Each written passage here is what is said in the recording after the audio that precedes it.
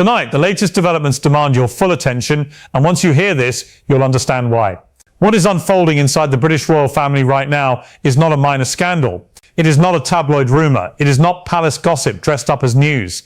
What we are witnessing in real time is the potential unravelling of one of the most powerful institutions in the world, and the man at the centre of it, Prince Andrew, is dragging everyone around him down with him.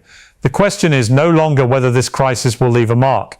The question is how deep the damage goes and whether the monarchy can survive it at all. Before we go any further, if you are new here, hit that subscribe button right now and turn on the notification bell. Every single day we are breaking down the stories that matter, the ones that the mainstream would rather you not think too hard about. And if this video moves you, if it makes you angry, if it makes you think, leave a comment below. Tell me what you think should happen to Prince Andrew. Tell me whether you believe Charles has crossed a line he cannot come back from. Your voice matters here, and I read every single one of those comments. Now, let us get into this. Let us start with Prince William, because something remarkable is happening, and I think it deserves to be treated with the gravity it actually has. William is not the kind of man who makes noise. He is measured, he is calculated, and frankly, he has always played the long game. So when word starts coming out of his camp, loud, clear, and deliberate, you know that something has shifted. And what has shifted is this: William is furious, not quietly frustrated, not diplomatically concerned, furious. Sources close to the Prince of Wales are now making it absolutely unambiguous that William did not contribute a single penny to the settlement that ended Virginia Giuffre's civil sexual abuse lawsuit against Prince Andrew. Not directly, not indirectly, not quietly behind closed doors, not through any third-party arrangement, nothing. One close friend put it in terms that could not be more plain. Not directly, not indirectly, not quietly, nothing. Now, why does this matter so much? Because the settlement itself, reportedly in the region of £12 million, did not appear out of thin air. That money came from somewhere. And as the months have passed and the scrutiny has intensified, the question of exactly who funded that agreement has gone from being a background murmur to a full-throated roar that the palace simply cannot ignore anymore. We are told that King Charles contributed approximately £1.5 million. And that contribution, whether Charles likes it or not, has now tied him directly and inextricably to the outcome of a case involving sexual abuse allegations against his brother. William understood from the very beginning what this moment would mean, not just personally, but historically. His aides are making clear that he was absolutely categorical about his position. He would not fund any payoff, any hush money, any settlement, any arrangement of any kind. And the reason his team is making sure this is on the record right now is not accidental. This is a man who is watching his father become entangled in a crisis that threatens the very institution William is destined to lead, and he is drawing a very deliberate line in the sand. Think about what that means for a moment. We are talking about a father and a son, a king and a future king, who are now, by all accounts, in open conflict over the legacy of their family. Charles reportedly made a decision, contributed money, and in doing so tied the crown to one of the most damaging scandals in royal history. William made the opposite decision, refused to be anywhere near it, and is now making sure the world knows that. This is not just family drama. This is a battle over the moral authority of the British monarchy itself. And it is playing out in public, in real time, in a way that no one inside the palace can fully control anymore. People sometimes ask why royals care so much about optics. And the honest answer is that for an institution like the monarchy, optics are not superficial, they are existential. The British royal family does not have democratic legitimacy. It does not hold power through elections or popular mandate. What it has is the consent of the public, the perception of dignity and moral authority, and the idea, fragile as it may be, that these are people who stand above the grubby compromises of politics and scandal. Once that perception is shattered, the entire justification for the institution begins to crack. William knows this better than almost anyone. He was raised inside this institution. He has watched it weather crises before, and he is clearly determined that when the history of this moment is written, his name will not appear anywhere near the word complicity. One insider put it in a way that I think is genuinely revealing. They said William understands optics and principle. He was not going to risk his credibility by touching this. Behind palace walls, this was Charles's decision. William made sure it was never his. Now let us move to something that, frankly, sent a chill through me when I first heard it. Because if you thought the crisis was already serious, what comes next pushes it into territory that should concern every single person who cares about accountability and justice. A highly respected former royal protection officer has now gone on record and stated plainly that there has been a deliberate cover-up surrounding Prince Andrew. This is not a tabloid commentator. This is not an anonymous palace leaker. This is someone who is inside the machinery of royal protection, who understands how these institutions operate from the inside, and who has been making these arguments consistently for years. He said he asked the police 6 years ago why they were not investigating the original allegations. He did not get a satisfactory answer. And what he is saying now is that the evidence was always there. It pointed clearly in one direction years ago, and anyone who had bothered to look at it would have seen exactly what it pointed to. He described Andrew, in his own words, as a serially bad man. And he made a point that I think is absolutely critical. This is not a case where the information simply was not available.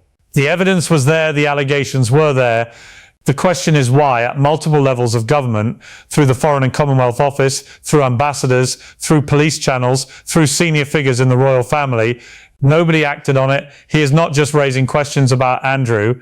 He is raising questions about an entire system that appears to have protected this man for a very long time.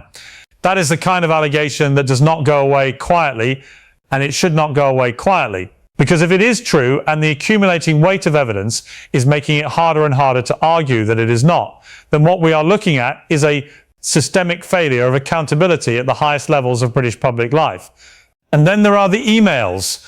The emails that, frankly, may end up being the most damaging pieces of evidence to emerge from this entire saga. Here is what we now know.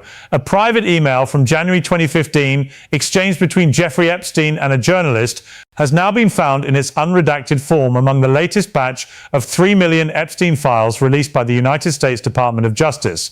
And what that email contains is extraordinary. The journalist, who was a reporter for the New York Times at the time, appeared to advise Epstein on how to manage the growing public crisis around Andrew. And in doing so, he stated, as though it was simply an established fact, that Andrew had consensual sex with Virginia Roberts, referred to in the email as VR, using her maiden name. And here is the critical part. Epstein did not deny it. He did not push back. He did not correct the journalist. He did not say that was wrong or inaccurate or untrue. He read that statement that Andrew had sex with Virginia, and he moved on in the conversation to complaining about currency markets. That is the kind of silence that speaks volumes. The journalist's advice to Epstein was that the key issue was separating himself from Andrew, because, as he put it, Andrew had consensual sex with Virginia Roberts, and Virginia worked for Epstein. He said this was what was keeping the story alive. He urged Epstein to distance himself from Andrew publicly. Now, let us be completely clear about why this matters. Because weeks before this email was written, in December of 2014, Virginia Giuffre, then known by her maiden name, had filed court papers in Florida in which she described being trafficked to Andrew for sex by Epstein and Ghislaine Maxwell at least 3 times in 2001. She was 17 years old at the time, and 2 weeks after that Florida filing, Buckingham Palace issued an unprecedented statement. An emphatic categorical denial. The palace said that Andrew had, I want to be precise here, no form of sexual contact or relationship with Virginia Roberts. Emphatic, unprecedented, categorical, and then in January 2015, we have an email in which Jeffrey Epstein himself fails to deny that Andrew had sex with her. The same Jeffrey Epstein who had every conceivable reason to push back against that claim if it were false. The man who was already under pressure, already managing his own crisis, already deeply invested in controlling the narrative around himself and the people connected to him. He said nothing to contradict it. You also remember, of course, that in the infamous Newsnight interview, which remains one of the most extraordinary pieces of television in recent British broadcasting history, Andrew told the interviewer that he had never even met Virginia Giuffre. He cast doubt on the photograph that showed the two of them together, suggesting it might not be genuine. He sat there, composed and seemingly confident, and denied any kind of relationship or encounter. And now, piece by piece, that version of events is being dismantled in front of the world. What strikes me, and I think should strike anyone watching this, is the sheer cumulative weight of what has been coming out. This is not one email, this is not one photograph, this is not one allegation from one source. It is layer after layer after layer, files, testimony, emails, protection officers speaking out, settlement money being traced, family members going on record, and every single layer points in the same direction. People sometimes say, well, we should wait for the evidence. We should not rush to judgment, and I understand that instinct. Due process matters. But at some point, you have to look at the totality of what is in front of you. And what is in front of us is a picture of a man who was protected for years by institutions that had access to information they chose not to act on, who settled a civil lawsuit for what is reported to be £12 million without admitting liability, and whose own brother, the king, apparently contributed to that settlement, tying the crown to the outcome. And we have William, the future king, who saw all of this coming and made sure his hands were clean of it, who we are told was pushing for Andrew to be removed and banished as far back as 2019, immediately after the Newsnight interview. William could see, even then, what this was going to become, and the contrast between his approach and the approach of his father could not be more stark. Now, I want to be honest with you about something, because I think this is important. There are people who will argue that £12 million could have come from many places. Andrew, despite no longer having a formal working royal role, still has connections. There are wealthy individuals who move in those circles. The money does not necessarily have to have come from the royal family, and until there is hard evidence, bank statements, transfers, confirmable financial records, those who want to defend Charles can reasonably say that the reports of his contribution remain unverified. But here is the question I keep coming back to. If the money did not come from Charles, why not just say so clearly and show the receipts? The palace is not a small family business with no paper trail. These are financial transactions. They can be documented. They can be verified. Why the silence? Why the ambiguity? Why are we still, months later, piecing this together from leaks and sources rather than having a clear, transparent account of where that settlement money came from? The silence itself is doing damage. Every day that passes without a clear answer is another day the speculation grows, another day the headlines accumulate, another day that the question hangs over the monarchy like a storm cloud that refuses to break. And then there is the deeper question, the one that some people find uncomfortable to ask, but that I think has to be asked. What does this say about the institution of the monarchy itself? Because this is not just about Andrew. Andrew is in many ways the symptom rather than the cause. The cause is a system in which individuals at the highest levels of public life can apparently operate for years with a degree of protection that ordinary people simply do not have access to.